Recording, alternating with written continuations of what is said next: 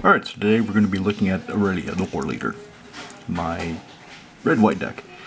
So, I used to call these things parallel reviews, and then Prague Orstruzna, looking at the decks for the Prague environment, which is more of a casual environment, lesser powered games, versus Orstruzna, which combo goes, pretty much anything goes.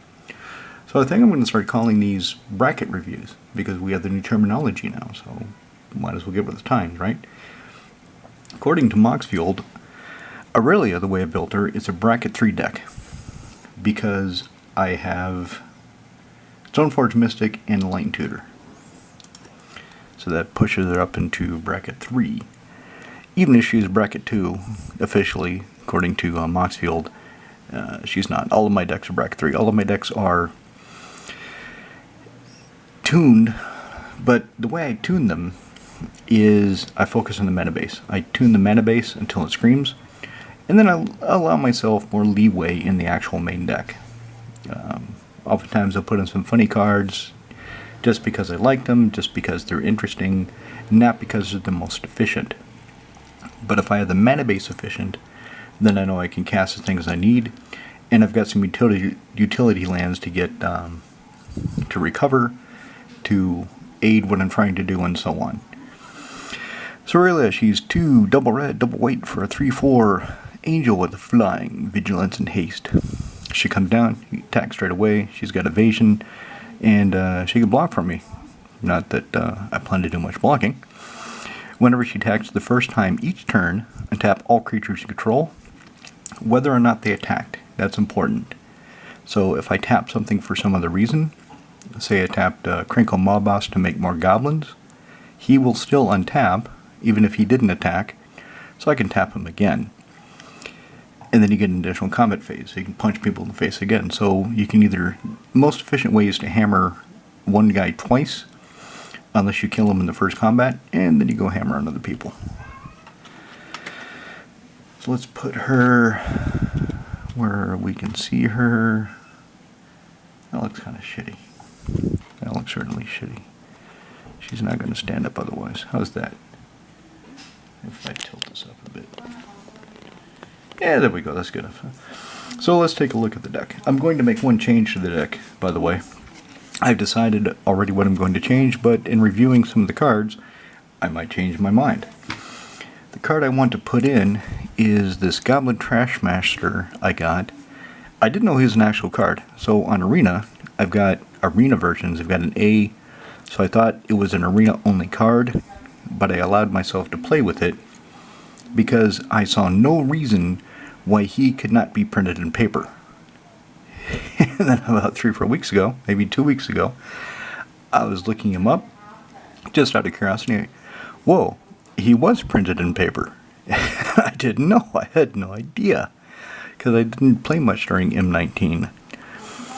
So I immediately ordered 2 copies. One, the foil one, is still coming in. This one I got from my LGS, just so I would have one for Aurelia. The other one to go into Kervik. So this guy, 2 red, 3/3 Goblin Warrior.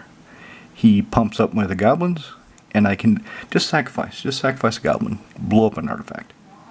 No mana cost, no tap, nothing. Just pick him up, put him in the graveyard, boom, artifact gone. So he's going in the deck somehow.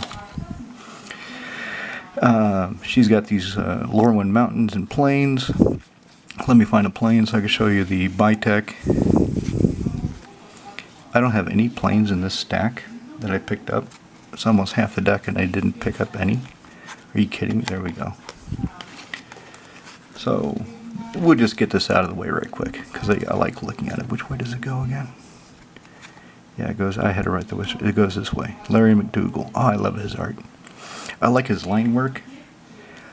I like his use of color. He's one of my favorite artists. Unfortunately, he's really not done anything since Lorwyn. I don't know if he's coming back. I don't know if he got tired of Wizards bullshit and the way they want to pay the artist. But I really would love to see more of him. So, Lance. Alright. Arcane Signet. So, she's got the Infinity Gauntlet for Arcane Signet. Beacon of Destruction. I need some direct damage. When I first had Aurelia about 8 years ago, she was effective, and then my build stopped being effective. So I took her apart for a few years. I rebuilt her last year, and I more carefully considered what I want to do with her and how to build her most efficiently to do what I want to do, to push my plan. I did use a lot of the same cards I had in the first build, but then I also updated a lot too, so it's part old, part new. Anyway, in playing the new version, I realized I kind of need some pinpoint destruction. Kill some early creatures, maybe finish off an opponent, but probably not. Just ways of dealing with shit. Beacon of Destruction can deal with a lot of shit. 3 red for an instant. Instantly do 5 damage to creature or player. And then you shuffle it back in your library so you draw it and instantly do 5 more damage. Slayer Stronghold. Red-white tap. Target creature gets +2/+0. Vigilant and haste until end of turn. Yeah. So this is what I meant about the mana base. So her mana base is as efficient as I can make it with the cards I knew when I was building her. Maybe there's a few cards that have been printed in the last few months that will be interesting, but if you know about them and you don't see them in my deck, tell me. That's what the comments are for. That's why we're here. We're here to have a conversation about Magic. Gisela, Blade of Gold Knight. She costs a lot.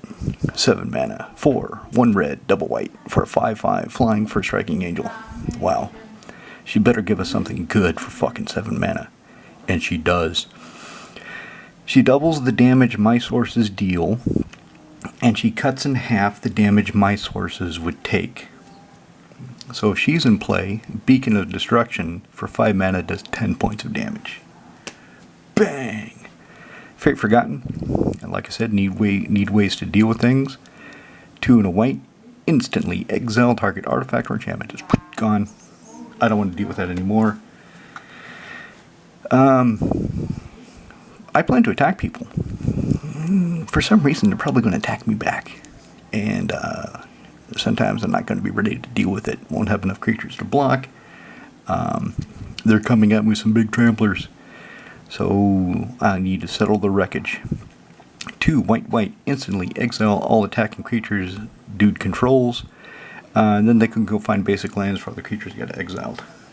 And of course shuffle. Borrow Signet, this is the Dan Frazier version. Some of these I don't like. Some of the Dan Frazier Signets I just don't care for. This one, I don't really know. I mean, it's just there. I wanted something different. I wanted a different Signet from the other ones in my other decks. So this does the job, but the art, it doesn't really speak to me. It doesn't excite me. It's just, okay, Borrow Signet. There he is, Krinko, Mob Boss. 2 red for a 3/3 Goblin Warrior. Tap him. Put X 1/1 red goblins onto the battlefield. Where that's the number of goblins, you double your goblins. So if dude is in play, Trash Master, double the goblins, and look around. Does anybody have any artifacts that I don't want to deal with? Bang, bang, bang, bang, bang. Mountain. Excuse me. Urbrass Hidden. 3 red for 4/4 Phyrexian Praetor. He gives your stuff haste, and your creature's opponent's scroll come into play tapped. So they can't stop your assault. Mountain. Cliffshock Retreat. Again, I wanted different art compared to the Clifftop Retreat I have in, say, Edgar Markov. And this, I like this. I like this a lot. This Konstantin Marin. I don't know what else he's done, but that's beautiful. That's really nice. I like it a lot. Mountain. Aurelia, the Law Above. 3 red, white for 4/4 flying, vigilant, haste, where have we seen that before? So she costs 1 less, and whenever a player attacks with 3 or more creatures, it doesn't matter who. If Cube attacks the genie with 3 creatures, I get a card. Just sitting there doing nothing. Just do. Hey, thanks for the card. Whenever a player attacks with 5 or more creatures, she does 3 damage to each of my opponents, and I get 3 life. So the more the merrier. Rugged Prairie. Emeria, the Sky Ruin. So this is the Secret Lair version. And apparently there was a mistake in the art. I forget exactly what it was about. But apparently there's a reading online, there was some mistake or something missing. I don't know. Comes into play tapped. And that's something I try to minimize the mana base of all my decks. I try to minimize the lands that come into play tapped, especially in decks like Aurelia that want to go fast. But this gives me some value. So at the beginning of my upkeep, if I have 7 more planes, I can bring a creature card from a graveyard directly to play. It skips my hand, just graveyard to play, Resurrection, and it taps for white. Sword of the Animist.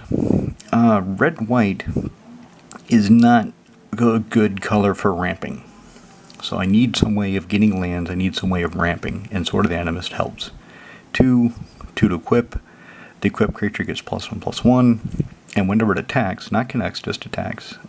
The first idea I had when I was building her was for every creature that wasn't some kind of utility creature to have an attack trigger. Not a damage trigger, but just attacks and something happens that's beneficial to me. So this, whenever the equipped creature attacks, I can go find a basic land, put into play tapped, and then shuffle. So that ramps me. Basri Ket. There was a lot of competition for the planeswalkers of this deck. There are at least 6 solid planeswalkers that can fit this deck down to the ground. Basri Ket and one of the Elspeths made the cut. So 1 double white, 3 loyalty. Hang on, let me take a sip. My mouth is getting kind of dry.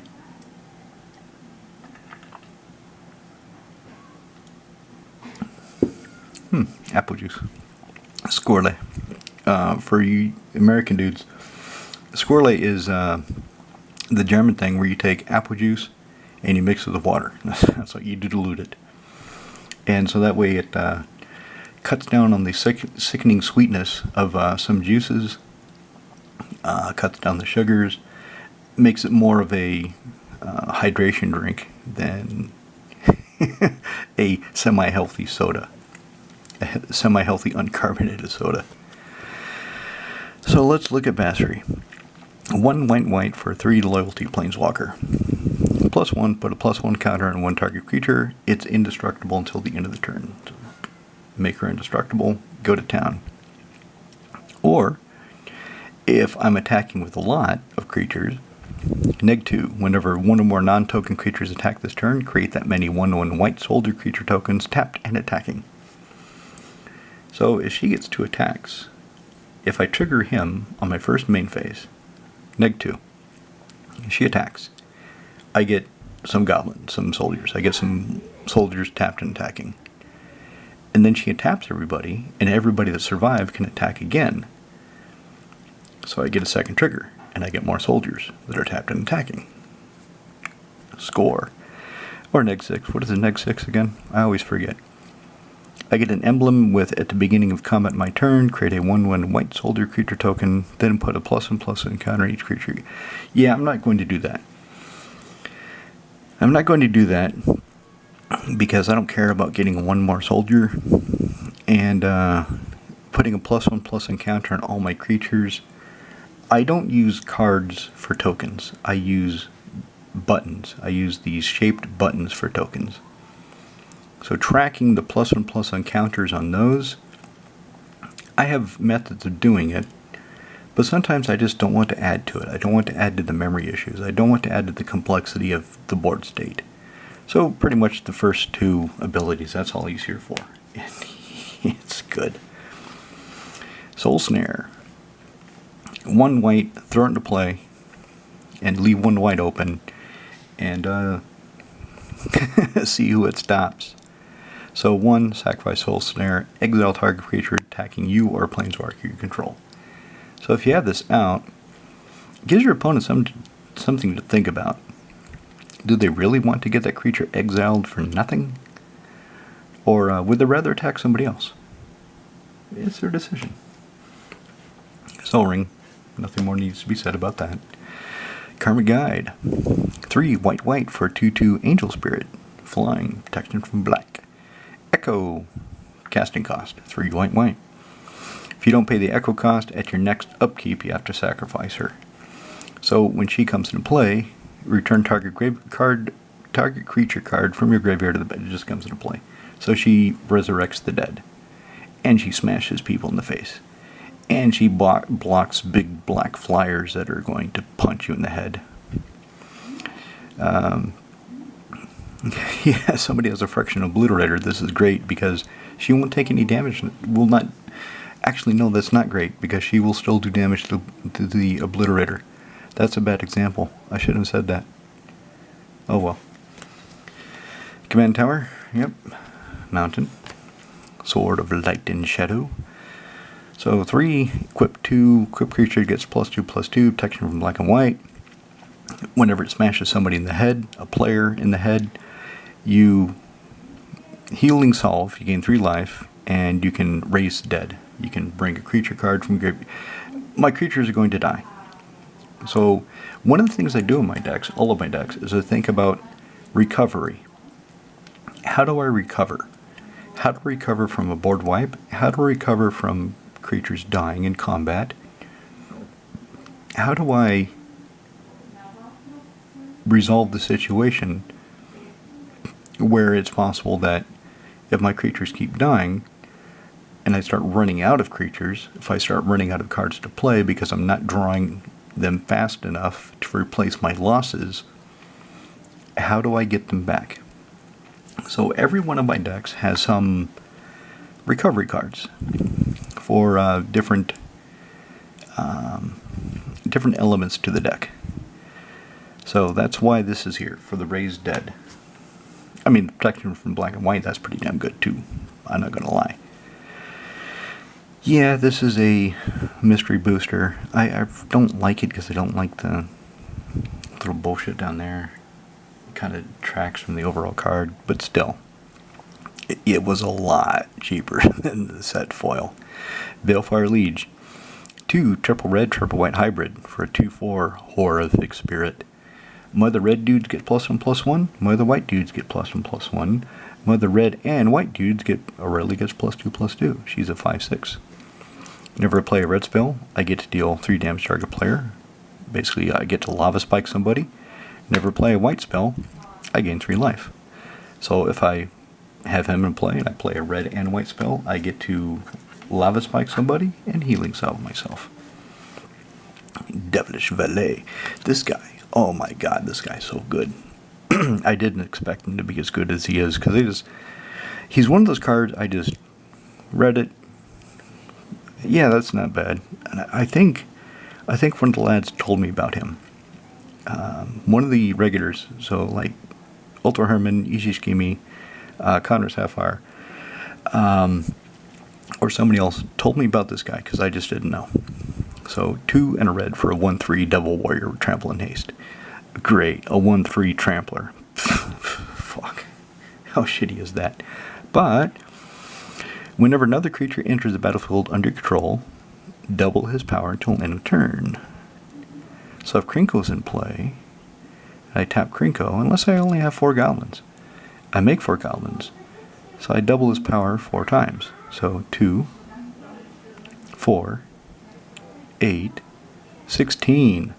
16/3 Trampling Haster. That sounds pretty spicy. I like that. Excuse me, Skull Clamp.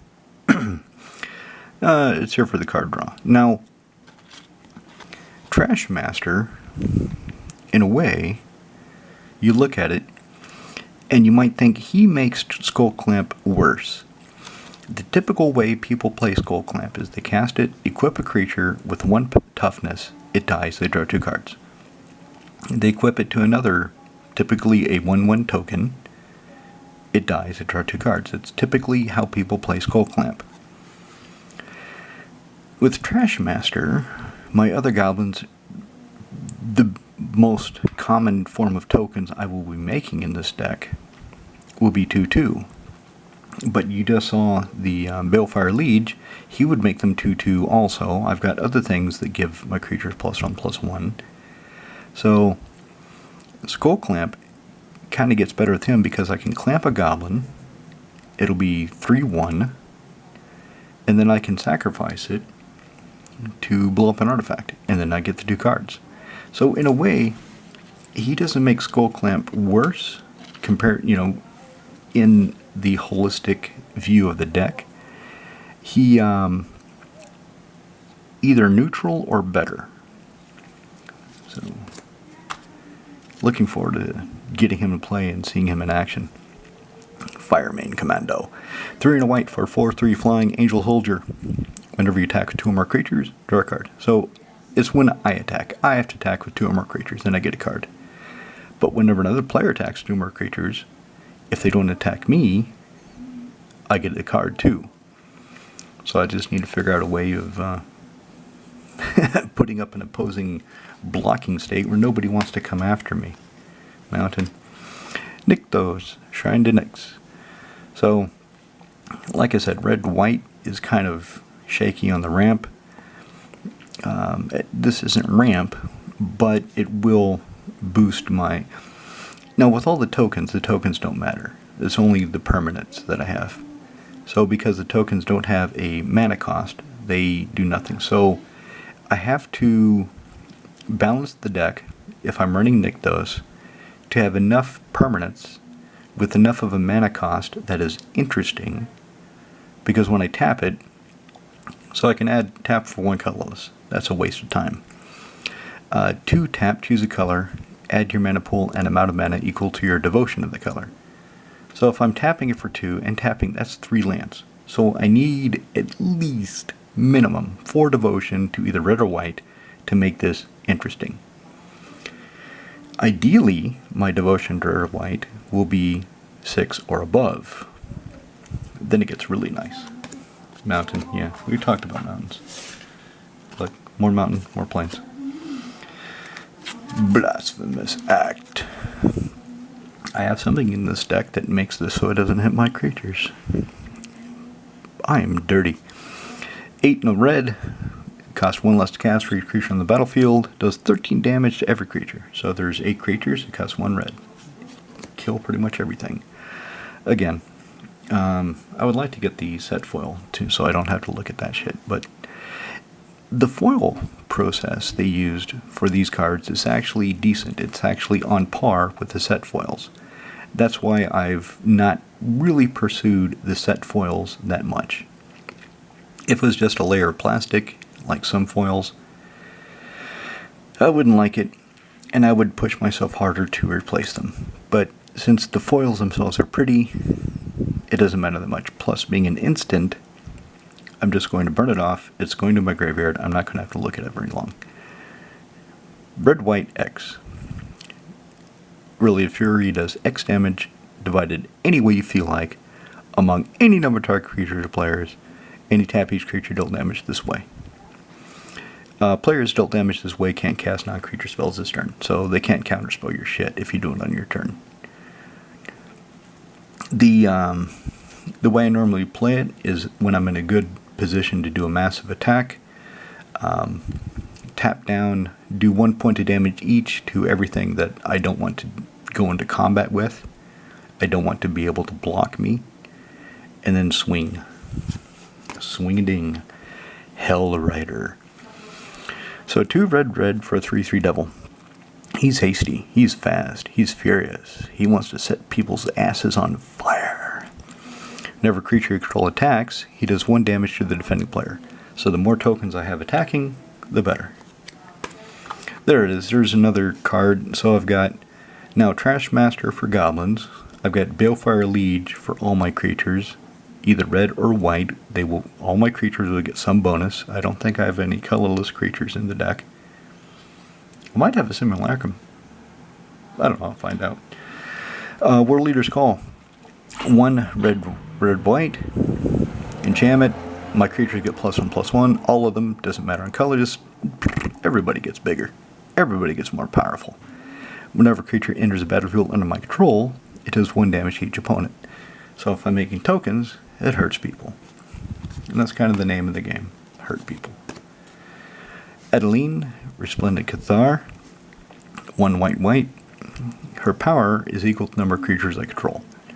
Whenever I attack, for each opponent, I create a 1/1 white human creature token tapped and attacking that player or planeswalker they control. So in a commander game, when I attack, oh, she's vigilance too. I always forget the vigilance.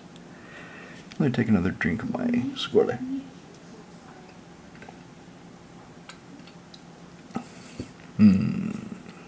Tasty. Alright, so in a commander game, she's going to be attacking minimum as a 3/4. Which, once the game gets going, I'm not going to want to attack with the 3/4 unless I'm wanting to trigger World Leader's Call or something like that, because after about turn 4-5, everybody's got big shit, and 3/4 is not big shit anymore. Ogre Battle Driver! Now, if I play Adeline and the Battle Driver is in play, and it's a typical commander game, she'll be a 5/4 with haste and vigilance. And those soldiers, so a lot of the cards trigger on different effects, trigger on attack. Attacking creatures get this, attacking creatures get that. So if you've already, in your combat phase, you've already declared you already attacking, none of that shit triggers for the creatures that come into play after that. But this guy, he doesn't give a shit. He says, whenever another creature enters the battlefield under your control, they get +2/+0 and haste till end of turn. So these tokens I make, if he's in play, they'll be 3/1s, which isn't huge, but it's kind of better than 1/1. So the thing about him, haste. So I want ways of giving my creatures haste. And if they only get haste for the initial turn they come into play, they gain haste. Who gives a shit? Because next turn they'll be ready to attack again. If they survive. Sword, Fire and Ice. She's got a lot of swords. She's got 2 swords, see? She's got 2. So she needs at least 2 swords. And I've given them to her. Sword of Fire and Ice. 3 to cast, 2 to equip creatures are +2. All of them +2/+2. I should quit saying that. Text from blue and red. Whenever equipped creature hurts one of your opponents in combat, you get to shock something and draw a card. Value. Arid Mesa, Mountain, Plains, Legion Loyalist. He's a hasty little bastard. For 1 red. 1/1 Goblin Soldier. Whenever he attacks with at least 2 other creatures, my creatures gain first strike, trample, and cannot be blocked by creature tokens this turn. How do people like to chump block these days? With creature tokens. So this dude says, you ain't chump blocking those little bastards today. I'm coming at you. Plains. Hordling Outburst. So I want a way of kickstarting the goblin production.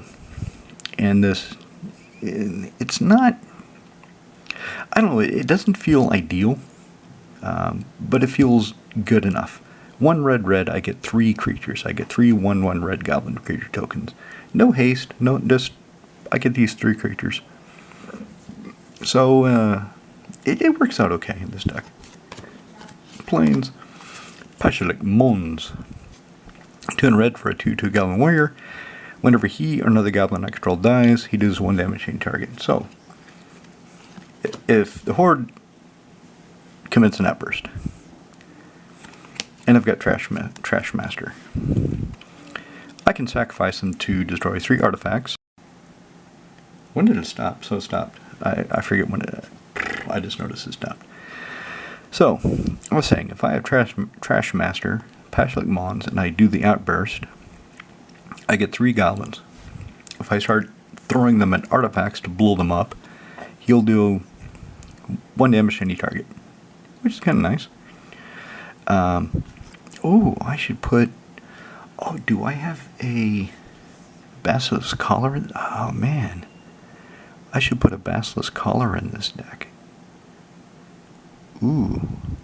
Because he does 1 damage to any target. So if he's got the Collar, and he's got Death Touch, I can do a damage to something and kill it. I need to review the deck now. I am reviewing the deck now. Let's review the deck now. I can also do 3 in red, sack a goblin, create 2 1/1 red goblin. Get the goblin back and another one. So replace your loss and you get a new recruit. Plains. Okay, here's the other Planeswalker that made the cut. Elspeth, Sun's Champion. 4 double white, 4 loyalty Planeswalker. +1, 3 1/1 white soldier creature tokens on the battlefield. So that's one of the main reasons she's in here, to have a reliable way of putting power on the board. And if I have the War Leader's Call, then I have a reliable way of chipping away at my opponent's life totals too. Neg 3, destroy our creature's power 4 or greater. Neg 7, so that's 4 turns. 3 turns of 3 soldiers, and then the next turn, neg 7 her. And I get an emblem with creatures I control have +2/+2 in flying. Now, if it said indestructible, I think one of the Elspeth says that, then that'd be better, but it's still a nice emblem. Last ditch effort. So this is here. If somebody is going to do a board wipe, and I have spent a lot of time and energy in building my army, out of spite, I will hurt them real bad. Or if I'm attacking somebody and they decide to settle my wreckage, they use it on me unfairly with no justification whatsoever. I mean, I'm just attacking them. Why would they do that to me? That's not nice. 1 red, instantly sacrifice X creatures, deals X damage to target creature or player. So if I'm attacking 10 creatures, somebody settles my wreckage, I'm like, dude, really? Just take the damage. Die! Okay, fine. You're taking the damage anyway. Maybe not as much, probably not as much, but I'm gonna hurt you. Inferno Titan. 4 double red for a 6/6 giant. Yeah, if you've watched enough of my videos, you've seen quite a few of these guys. I probably have 4 of them across my suite of decks. At least 3. I have 1 here, 1 in Karabek, 1 in Corva. I probably have 1 somewhere else. I'm pretty sure I do, because he's pretty goddamn cool. He's got fire breathing, but I never use it. I think I used it 1 time to finish somebody off. Just once. Other than that, I don't care. It doesn't really matter. Whenever he comes to player attacks, I get 3 instances of 1 point of damage I can apply any way I want. So I probably do have a Basilisk Collar, because one of my favorite tricks is to put a Basilisk Collar on this guy, attack with him, and those 3 1 points of damage will kill 3 things, unless they're indestructible. Or hexproof. Or shroud. In which case I can't target them anyway. And I just have to deal with them mano a mano. Duke Older Ravengard. This guy costs a lot. I'm not really sure if he's worth the cost, because I haven't played him yet.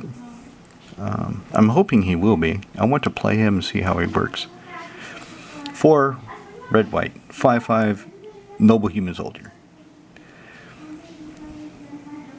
Doesn't really look that noble though. He just looks like some kind of psychotic. Anyway, this psycho bastard. Beginning combat on my turn, another target creature I control gains haste and myriad until end of turn. And I've got, I mean, you've seen it, I've got a lot of creatures with interesting abilities.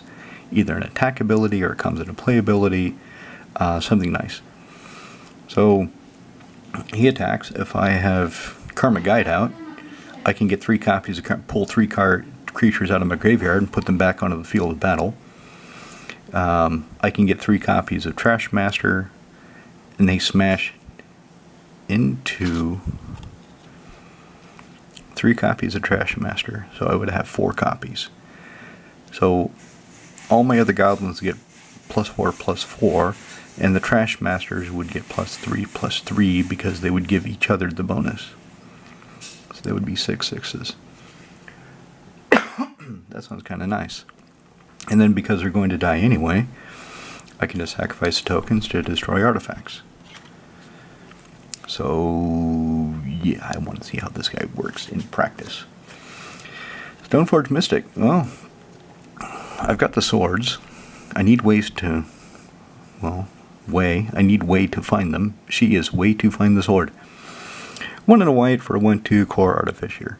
When she comes into play, go find something nasty and equipment that will hurt somebody and make everybody cry. Show it to everybody so they know it's coming.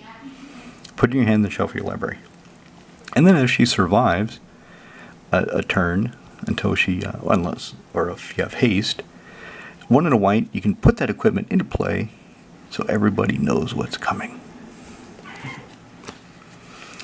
Lean and War Leader.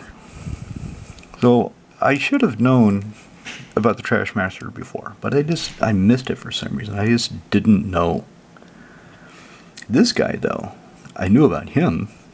And again, like the Trash Master, at first I thought he was arena only. I thought he was some video game bullshit. But I'm thinking, he really could be an actual card. There's no reason. He doesn't have any of that, what do they call it? The bullshit perpetual, or seek a card, or heist. I fucking hate that video game bullshit. So I looked him up a lot earlier than I looked up Trash Master. I should have done them at the same time. And he is a card. Oh fuck, that's beautiful. 2 white for a 4/4 kitty soldier. When this kitty soldier attacks, I get 2 little kitties with lifelink that are tapped and attacking. Siege Gang Commander! 3 red for a 2/2 goblin. I think he's fallen out of favor. I think that from what I've seen, maybe it's just my impression from the lads I play with, and then the YouTube videos I watch sometimes about Magic and Commander content, I don't hear him mentioned very much anymore. Maybe it's one of those cards that is good, but because they haven't printed him, they printed in Dominaria, but because they haven't printed him in a while, he's just not in people's view. People just aren't considering him. But when he comes to play, I get 3 1/1 red goblin creature tokens. I spend 1 in red, sack a goblin, and he deals 2 damage to any target. So if I've got the Duke out, and this dude out, I can attack, create copies of the Siege Gang Commander, and get a lot more goblins and hurt people. Reconnaissance. Remember what I was saying about people settling my wreckage? So, Reconnaissance, one point. This deck, I want to attack with Abandon. I want to attack every turn and just keep hammering at people. Sometimes, a creature can flash into play and surprise you and wreck your day. Sometimes people want to settle your wreckage, or Ether Spouts and bounce all your creatures away. Shit like that. So with Reconnaissance, if I attack with Abandon, and I don't like what's happening, I can pull the creatures out of combat. I can attack everybody, and then some bullshit happens. And I go, ooh, I don't like that bullshit. These guys aren't attacking anymore. But, again, if somebody, for example, to settle the wreckage, because that's a really egregious example. If somebody does that to me, anything I want to keep, any of the cards, I will pull back. A lot of the tokens I will probably let go into exile so I can get more land. So I can use it as a pseudo ramp. if that happens. Of course, you know, the stars have to align. I have to have reconnaissance out. I have to be attacking. I have to have tokens. Somebody has tried to do that to me. Blah, blah, blah, blah, blah. Goblin Rebel Master. Rebel. 2 in red for a 2/2 Goblin Warrior. Other Goblin creatures I control attack every turn Fable. Another reason to have the reconnaissance. Because I want his abilities, but I don't necessarily want to send my goblins into combat headlong every turn, especially dudes like Krinko. Of course, I could tap him before I attack. Anyway, at the beginning of combat, I get a 1/1 red goblin creature token haste. Whenever he attacks, he gets +1/+1 until end turn for each other attacking goblin. So I like him because he gives me tokens. The other, they have to attack each turn. Yeah, that can be dicey sometimes. But that's what reconnaissance is for. Look, another sword. Wow. Is anybody surprised? Probably not. 3, 2 to equip, just like all the other fucking swords. So this and that. Sword of Feast and Famine. Creature gets +2/+2. Protection from black and green. Whenever the equipped creature hurts somebody, I tap all my lands, and they throw away a card. The throw away a card, that's... In some decks it's really useful. In this deck it's just kind of a throw away card. But the tapping my lands, I like that. That a lot. Get to Slinger. I was playing against Cube one day, and Cube was playing Tyrannus, and he played his commander.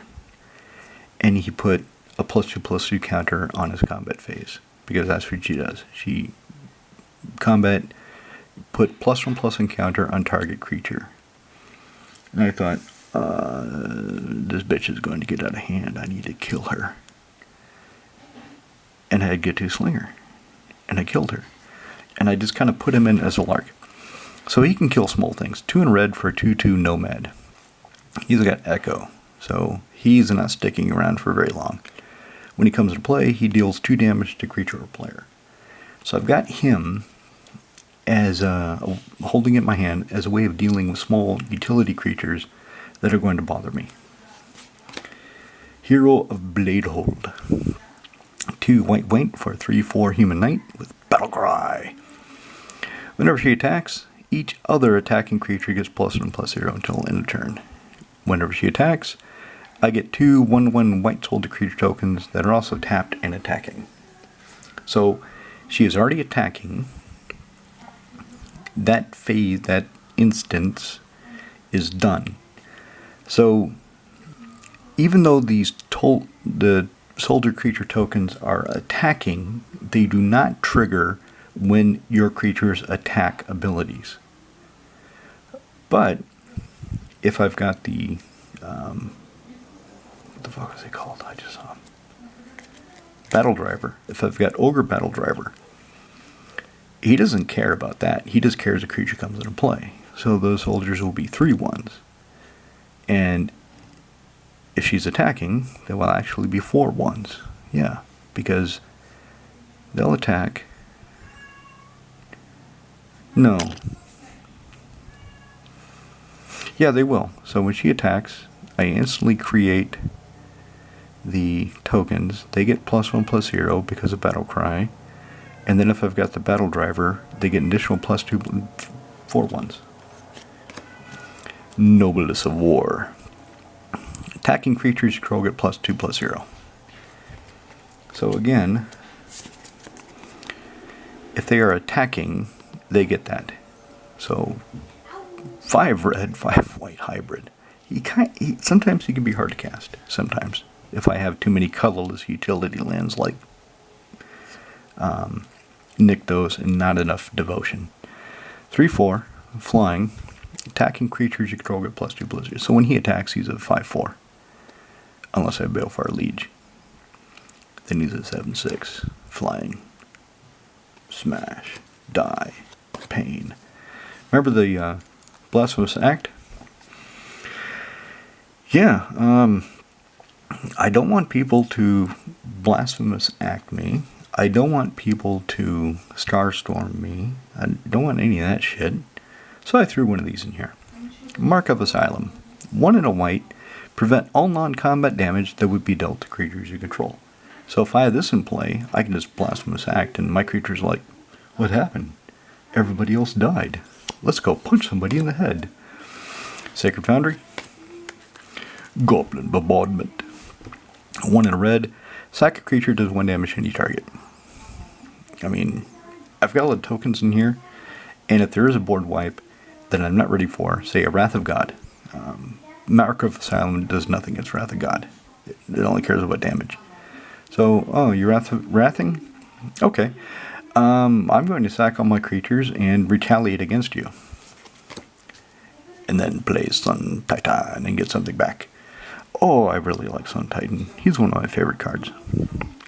4 white for a 6/6 giant with Vigilance.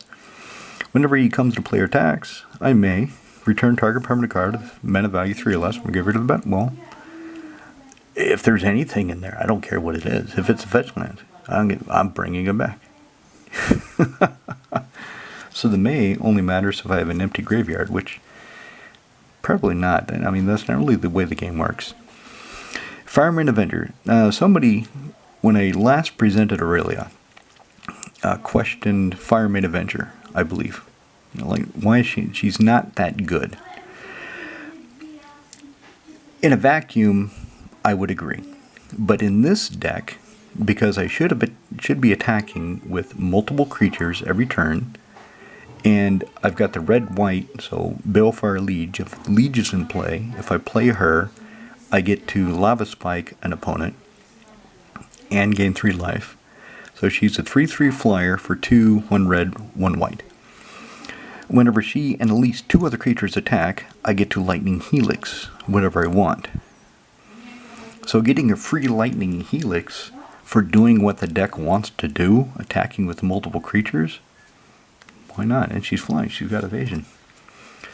This is why the deck is bracket 3. So in Moxfield, this is bracket 3 because I have 2 tutors. They're restricted. They're not nothing like demonic or vampiric. 1 white. Instantly go through your library for any artifact or enchantment card you need. Show it to everybody. Shuffle and put it on top. I've got one other tutor in here. I think the Stoneforge Mystic. I think that was the other tutor that they cited as putting it at bracket 3. But in any case, if I didn't have those tutors, this deck would still be bracket 3 anyway, just because it's pretty well tuned, it's tried and tested, and it's effective. Talisman of Conviction. You can have a colorless, or you can have a color and hurt yourself. Aura of Silence. Shh, quiet. 1 white enchantment. Artifact enchantment spells your opponent's cost an additional 2 to play. So it slows down your opponents from doing shit.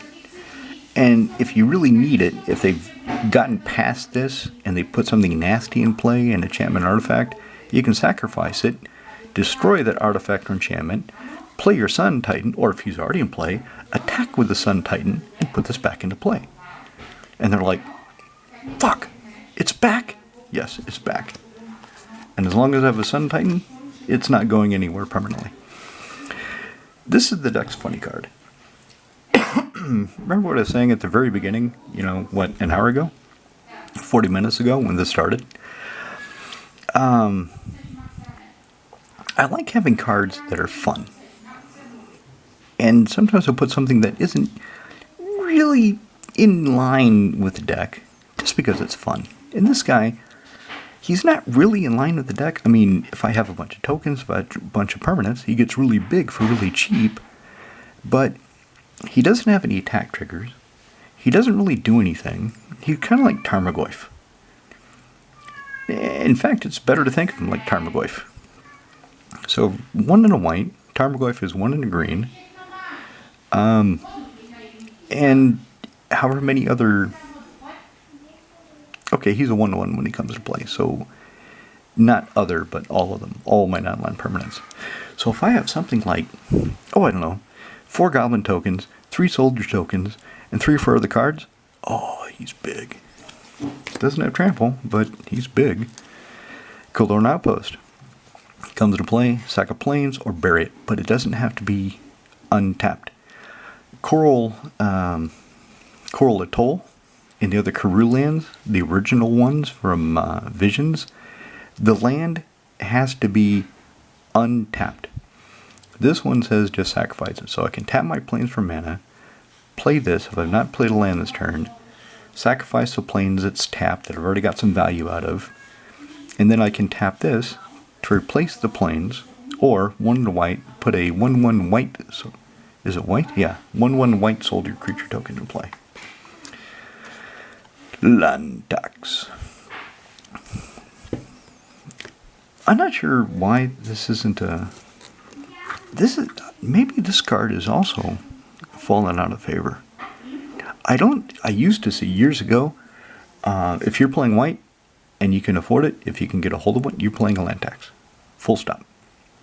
Everybody playing white was playing land tax. I don't see it that much. Probably because the lads I play with are relatively newer players. Cube has been playing for a while. The Genie, but I don't think either one of them... Do they have any... The Genie has Mrs. Bumblefuck, the Bant Group Hug Precon. He could use land tax in that. I don't think Cube has any decks with white. I can't remember him playing any. Anyway, during your upkeep, if somebody has more lands than you in play, you can go find 3 basic land cards, show them to everybody, and then shuffle your library. So, white ramp. That's the way it works. You put them in your hand, so you still have to play them. Battlefield Forge. Yeah, it does what it does. Okay, we're almost to the end. Iroa's God of Victory. So this son of a bitch. 2 red-white for a 7/4 indestructible god. Of course, being the non-monocolored, all the bicolored gods, the devotion is 7. The monocolored devotion is 5. So they made these guys a little bit harder to get the devotion for. But anyway, all my creatures gain menace, and it prevents all damage to be dealt to attacking creatures I control. So he's, in addition to reconnaissance, he's the other thing that if he's in play, gives me a free pass to attack recklessly. Hall of Helios Generosity. So that Aura of Silence, that Soul Snare, both of those would be nice to reuse, wouldn't they? And I can't rely on Sun Titan alone, so this will get it back. This is Vora Stronghold for enchantments. Tap it for colorless or 1 and a white. Target enchantment card goes from your graveyard back on top of your library. Brimaz, King of Oreos. 1 double white for a 3/4 kitty soldier with vigilance. Whenever he attacks, I get 2 1/1 kitty cat tokens that are attacking, and they also have vigilance. And because this deck generates a lot of different tokens, different abilities, it creates a lot of memory issues, so I have to be careful. Whenever he blocks, I get 1 kitty cat that is blocking the creature. So he never attacks or blocks alone. He is the King of Oreos. Grinko, 10 Street Kingpin. 2 in the red for a 1/2 legendary goblin. Whenever he attacks, put a +1 as a counter on him, and then I get a number of goblins equal to his power. So I should probably clamp him, skull clamp him, and then he'll be 3. And if a World Leader's Call, he'd be 4. So when I attack, he would get a +1/+1 counter, and I would get 5 goblins. That would be nice. That'd be really nice. Mountain terrain generator. I've got another one of these in Azami. And the reason for this is you saw land tax. So this lets me, and you can do it on your opponent's turn. You can spend 2, tap, put a basic land card from your hand into play tapped. Best to do it on your opponent's turn because it'll untap on your turn. Or you can tap it for a colorless if you need to. Squee! Dubious Monarch. 2 in red for a 2/2 Hasty Goblin Noble. Whenever he attacks, I get a 1/1 red goblin creature token that's also tapped and attacking. A lot of these tokens come into play tapped and attacking, so a lot of them are going to die because they'll get eaten by something a little bit bigger. Which is the reason for the World Leader's Call, reason for the Goblin Bombardment, reason for him. Let me put him back up. Yep. And the battery's going to die. I better hurry up. I can cast him from graveyard, paying 3 in a red and exiling for the... I'm not going to do that. I'm not going to exile. If he dies, he needs to wait for the sword. Sunbaked Canyon. 1 sacrifice it, draw a card. Otherwise, you're going to hurt yourself. It's City of Brass. It's City of Brass for red-white. That's really what it is. That's the best way to think about it. Intimidation Bolt. 1 red-white. 3 damage target creature. Other creatures can't attack this turn. So if you're staring down the barrel of a huge army, and you've been annoying your friends, and you're the threat, the other threat, if they have a big army, then there's 2 threats on the table. But you think they're going to come after you, you just poke one of their creatures and pseudo fog. They can't attack this turn. Legion War Boss. Now, it would be kind of cool if the other creatures can't attack you. Oh shit.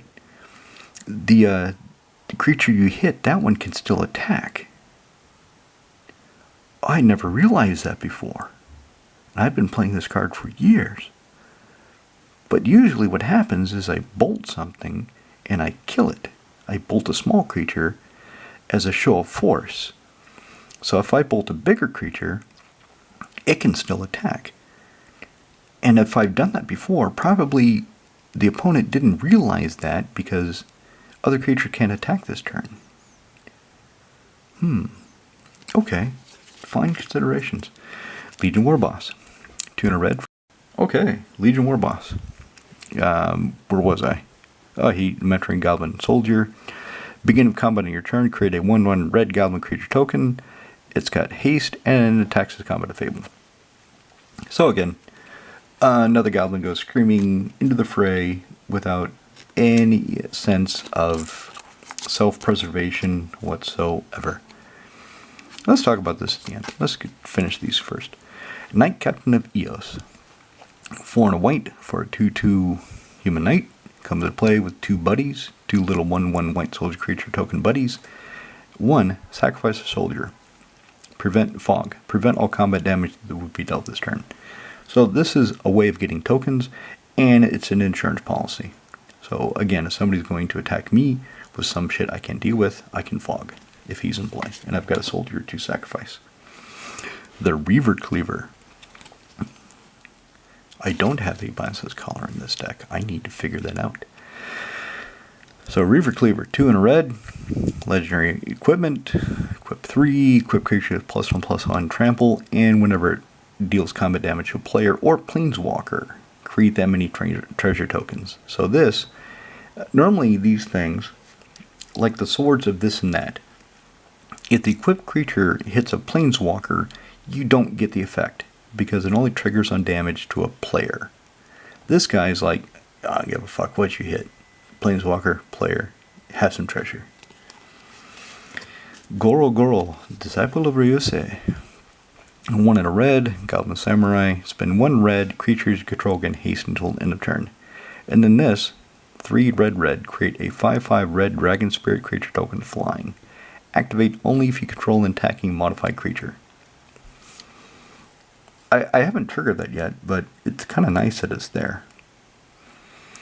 But I have to spend that mana during my attack step. So it's basically a combat trick.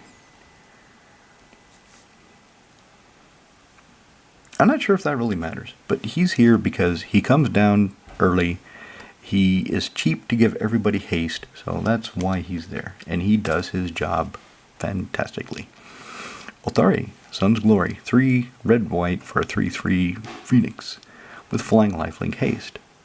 Nice. Whenever he attacks, I get an experience counter.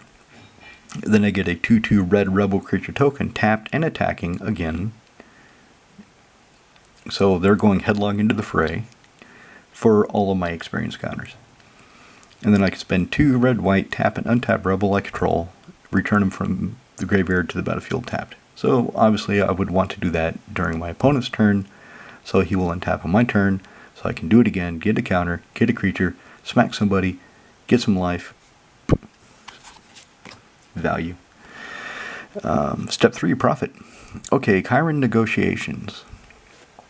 I actually finished somebody off with this card. I have a vivid memory of playing with Aurelia, and I don't remember if I was in a bad position or if I just decided to do it just because. So, 2 red, red. And a lot of you have probably never seen this card before because they have not reprinted it. They are probably not going to reprint it because of all the tokens. Of course, all the tokens they have now, all the token generators they have now, is actually kind of an argument for them reprinting it. But anyway, it's an enchantment. Tap an untapped creature control. Deals 1 point of damage to target player. So, the creatures don't have to have haste. You make a bunch of tokens. If they don't have haste, you can still tap them, each one, to deal 1 point of damage to somebody, to a player. The thing is, as you saw me going through the deck, you saw all these tokens that come into play tapped and attacking. They're already tapped. Now, even though I did finish somebody off with this, I think my gut feeling is that for the mana cost, can I pull this out? Is that gonna? It's not coming out. Come out of the sleeve. Ugh. I don't think I glued it in there. There it goes. So, it's a really pretty card too. Should I replace the inner sleeve? The perfect fit? No, it's still pretty clean. The card itself is cloudy.